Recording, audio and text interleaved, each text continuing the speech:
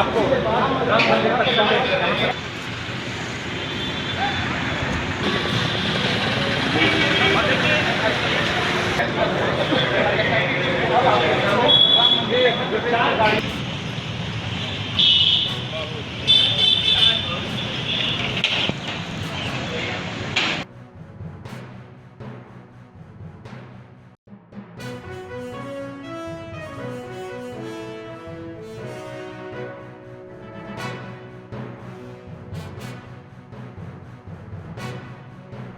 ಸಂತ್ರಸ್ತ ನೋಡಿ ಸಂತ್ರಸ್ತರಿಗೆ ಕರೆ ಸಂತ್ರಸ್ತ ನೋವು ನಮ್ಗೆ ಅರ್ಥ ಆಗದ ಸಂತ್ರಸ್ತರಿಗೆ ಎಲ್ಲ ರೀತಿಯಿಂದ ಸಹಾಯ ಸಹಕಾರ ಮಾಡಬೇಕು ಅನ್ನುವಂಥದ್ದು ಕಳೆದ ನಾನು ಚಾರ್ಜ್ ತೊಗೊಂಡ್ಮೇಲೆ 1.5 ತಿಂಗಳ ಸತತವಾಗಿ ಪ್ರಾಧಿಕಾರದಿಂದ ಯಾವ ಕೆಲಸ ಎಲ್ಲೆಲ್ಲಿ ಆಗಬೇಕು ಅನ್ನುವಂಥದ್ದು ಎಲ್ಲ ಅಧಿಕಾರಿಗಳು ವಿಶ್ವಾಸಕೊಂಡು ಕೆಲಸ ಮಾಡ್ತಾಯಿದ್ದೀವಿ ನಾವು.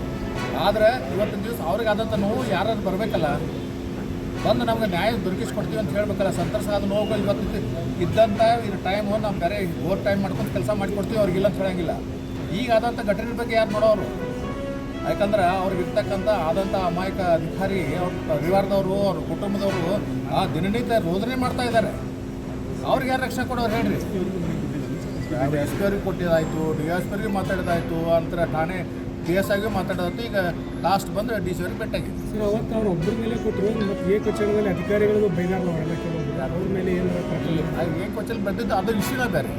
ಮತ್ತು ಇದು ಇದಂತ ಏನದಲ್ಲ ಅಲ್ಲಿ ಈಗ ಅಕಸ್ಮಾತ್ ಬಸಪ್ಪ ದೊಡ್ಡಮನಿ ಅನ್ನೋವಂಥದ್ದು ಅವನು ಯಾವುದೇ ರೀತಿಯಿಂದ ಹಕ್ಕಿಲ್ಲ. ನಾನು ನಾಳೆ ಪ್ರೆಸ್ ಮೀಟ್ ಮಾಡ್ತೀನಿ ಹೇಳೀನಿ. ನಾಳೆ ಪ್ರೆಸ್ ಮೀಟ್ನಾಗ ವಿವರವಾಗಿ ಡೀಟೇಲ್ಸ್ ಆಗಿ ನೀವೆಲ್ಲರೂ ಹಂತವಾಗಿ ಎಲ್ಲೆಲ್ಲಿ ಏನೇನಾಗಿತ್ತು ಅನ್ನೋ ಘಟನೆ ವಿವರಣೆ ಮಾಡ್ತೀನಿ. ಅನೇಕ ನಿರಪರಾಧಿ ಅಧಿಕಾರಿಗೆ ಒಂದು ಅಕಸ್ಮಾತ್ ಚಪ್ಪಲಿ ಬಂದಿದ್ದಂಥ ಸಾಕ್ಷಿ ಇಷ್ಟು ಮಂದಿ ಬಂದು ಹೇಳಿಕೆಗಳನ್ನು ಕೊಟ್ಟಾಗೂ ಸಹ ನೀವು ಅರೆಸ್ಟ್ ಮಾಡಲಿಲ್ಲಲ್ಲ.